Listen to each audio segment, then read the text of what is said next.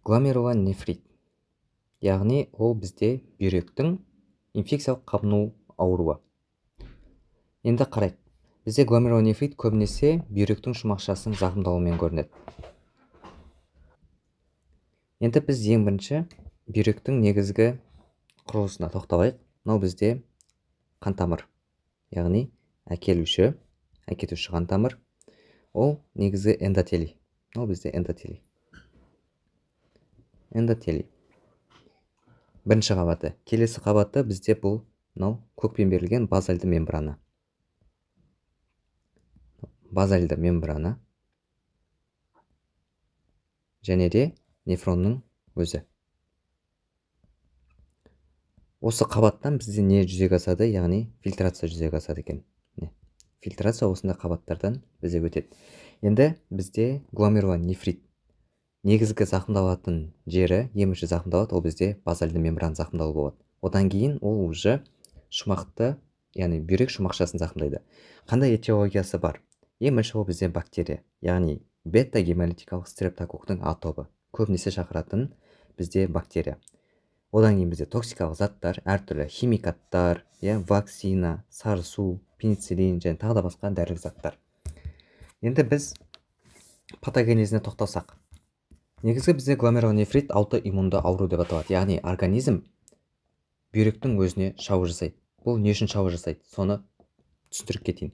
Енді қарайық, бізде бета-гемолитикалық стрептокок, бета-гемолитикалық стрептокок. Ол организмге түсті. Организмге түседі. Организмге түскеннен кейін бізде не қосылады? Макрофагтардың активациясы болады. Яғни түскен бета-стрептококқа макрофагтар активацияланады. Ол не істейді? Ары қарай макрофагтар бета-лимфоцитті активтейді. Бета-лимфоциттер оның қызметіне антидене түзілу, көбінесе иммуноглобулин М және де G антигендерін өндіреді. Ол ары қарай не істейді? Стрептококты жояды. Яғни стрептококты жояды. Бізде біріншіден осындай процесс жүреді. Енді стрептокок организмге қайтадан түссе, қайтадан организмге түсетін болса, қайтадан организмге түседі. Қайтадан организмге түскеннен кейін ол бізде уже стрептокок не болып табылады? Бізде антиген. Яғни организмге ол антиген болып табылады. Соған қарсы бізде антидене бар уже. Дайын тұрған антидене келеді де антиген плюс антидене комплексін түседі. Енді бізде осы антидене комплексі не істейді? Қан арқылы тарайды. Яғни қан арқылы циркуляцияланады. Қайда барады? Бүйректің шумақшасына барады. Енді біз айтып кеттік қой жаңа. Гломерулонефрит ол бізде аутоиммундық ауру. Неліктен? Себебі бізде бета-стрептокок, оның антигендік құрылысы мына базальды мембранаға ұқсайды. Мына базальды мембрананың биологының құрылысына ұқсайды. Сондықтан да бізде осы антиген-антидене комплекс не істейді? Мына базальды мембранаға отырады. Осы базальды мембранаға отырады. Жабысады. Базальды мембранаға жабысады. И ненің активтелуіне алып келеді? Комплемент жүйесінің қосылуына алып келеді. Арғы комплемент жүйесі не істейді? Ол біріншіден мембрананы зақымдайды. Мембрананың зақымдауына алып келеді. Біріншіден мембрананың зақымдауына алып келеді де, екіншіден қабыну процесін тудырады. Енді қарайық, мембрана зақымдалса, ол не істейді? Фильтрацияның жоғарылауына алып келеді. Яғни бізде фильтрация жоғарылайды. Ал қабыну ол бізде медиатор бөледі.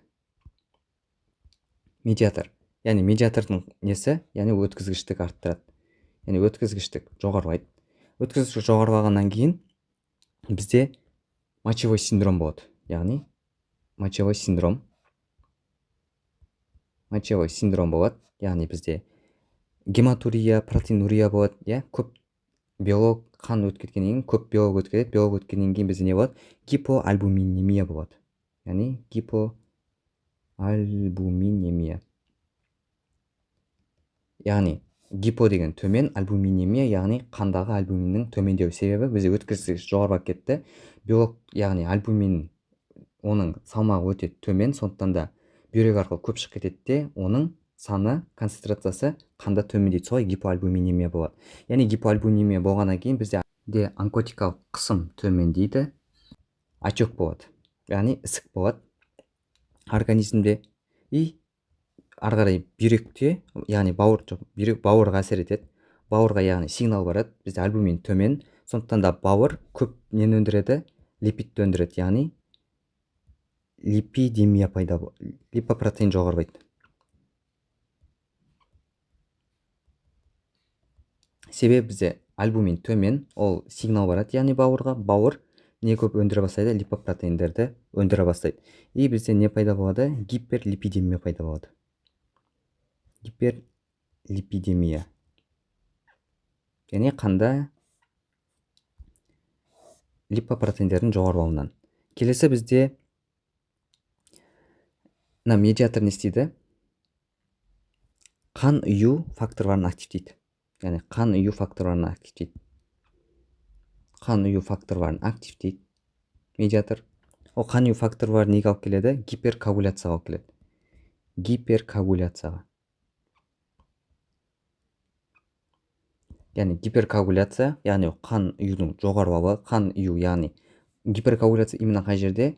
Мынау клубочкада, яғни бүйрек шумақшасында гиперкоагуляция болады. Гиперкоагуляция болғаннан кейін бізде қан айналым, яғни төмендейді. Қан айналым төмендейді. Қан айналым төмендесе, ол артериялық давлениенің төмендеуіне алып келеді. Артериялық давление төмендесе, ренин, ангиотензин, альдостерон жүйесінің қосылуына алып келеді.